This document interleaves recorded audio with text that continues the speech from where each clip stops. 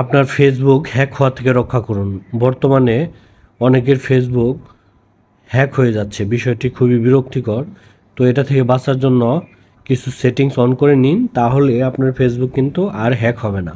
তো এর জন্য আপনি আপনার ফেসবুক অ্যাপসটি ওপেন করবেন, ওপেন করার পর 3 ডট মেনুতে চলে যাবেন। তারপর এখান থেকে একটু স্ক্রল করে নিচে আসবেন, নিচে আসার পর সেটিংস অ্যান্ড প্রাইভেসি এখানে একটা ক্লিক করে দিবেন। ক্লিক করার পর আবার এইখান থেকে সেটিংসে ক্লিক করে দিবেন।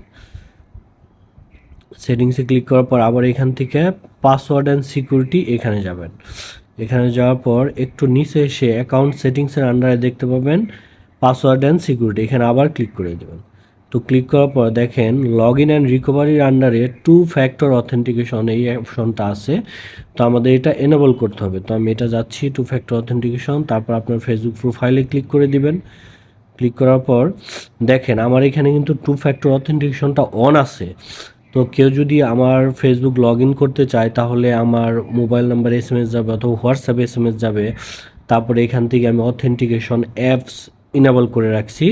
তো সেখানেও যদি কেউ লগ ইন করতে চায়, ট্রাই করে, তাহলে কিন্তু কোড যাবে। তো এই সেটিংসে এসে আপনারা সবাই ফেসবুকের 2 ফ্যাক্টর অথেন্টিকেশনটা অন করে নেবেন।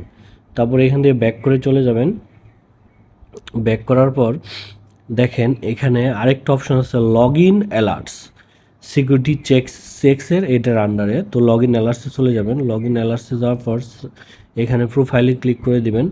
প্রোফাইলে ক্লিক করার পর দেখেন এখানে ইন অ্যাপ নোটিফিকেশন এটা এনেবল করে দিবেন, আমার আগে থেকে এনেবল আছে।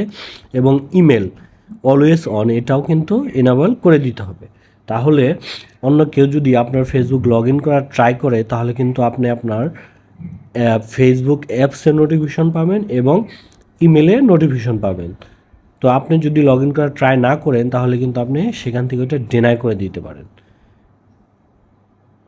তো এই 2টা সেটিং যদি আপনি আপনার ফেসবুক অন করে নেন, তাহলে কিন্তু আপনার ফেসবুক কেউই হ্যাক করতে পারবে না। আশা করি ভিডিওটা ভালো লাগছে। যদি আপনি আমার ভিডিওটা ফেসবুক থেকে দেখে থাকেন, তাহলে আমাকে ফলো দিয়ে রাখেন। আর যদি ইউটিউব চ্যানেল থেকে দেখে থাকেন, তাহলে আমাকে সাবস্ক্রাইব করে রাখেন। ধন্যবাদ।